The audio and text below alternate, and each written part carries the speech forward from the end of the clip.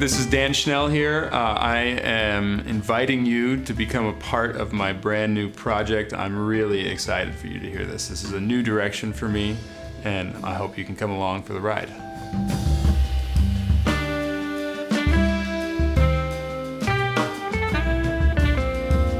People think of me mostly as a sideman and as a drummer and a support for other people's music and groups. This is the first time I'm really stepping out on my own, a project that's all original material.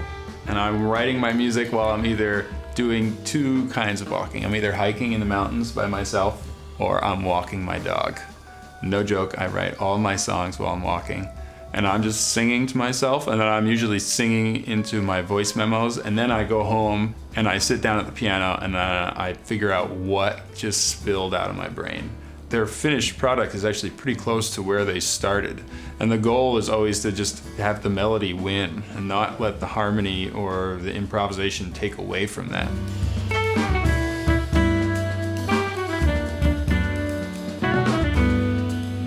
Alex Boneham was on bass, and I have just been playing with him so much in so many different projects, and we knew each other's playing really well. He's thinking about the big picture and how to make the song move and feel good. Okay. Kind of psyched for everything. Yeah, great, let's do that. Yeah. Dave Binney, we had on Alto.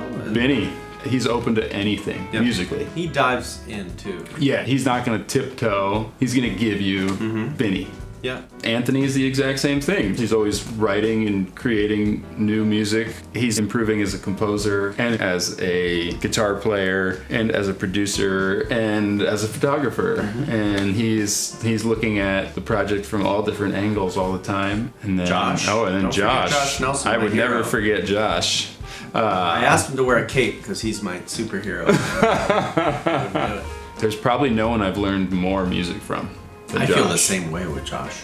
Jeff, you always surprise me. What did I do? Lots of things.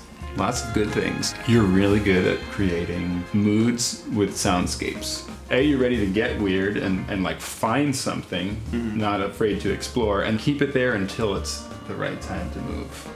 The sound for this project comes from the casting, from me asking very specific musicians to give me what they do. I wouldn't ever ask any of them to play differently.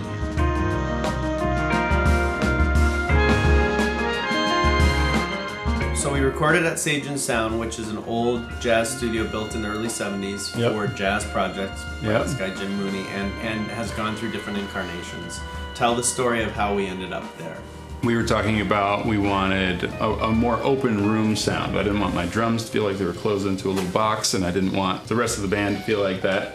And when we went to breakfast at Steampunk, we ended up sitting next to Dave, Levita, and Victor and Drizo, and you were just like, you know, Victor has a really great space. You should just go see Victor's space. And literally, same day, I just went and met Victor over at Sage and Sound at 1 in the afternoon after we finished having breakfast at 10:30. Checked it out, and I got to meet Steffen. Chris is the engineer. I could just tell immediately from talking to Chris that he appreciated everything that I was talking about as far as like a nice big open room sound and giving him space to kind of be a part of the project. So he's almost like a 6th or 7th man to the group.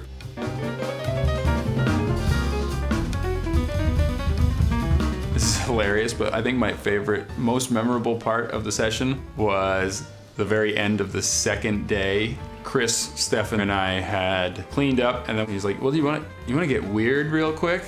And we made a whole separate track right then with all these resistors and stuff that he had set up on a pedal board where I got to just mess around. We called it Tune In Tokyo because it sounds like a weird radio broadcast from like the 1960s that's like kind of going in and out of service. And that actually lives on the album now on the background of one of the tracks. And it was total happenstance. It was like we had wrapped, we were done. And then this magically weird thing that we just found, and he was like, oh, just keep playing with it. I'm just gonna hit record. And then sure enough, that ended up on the record now.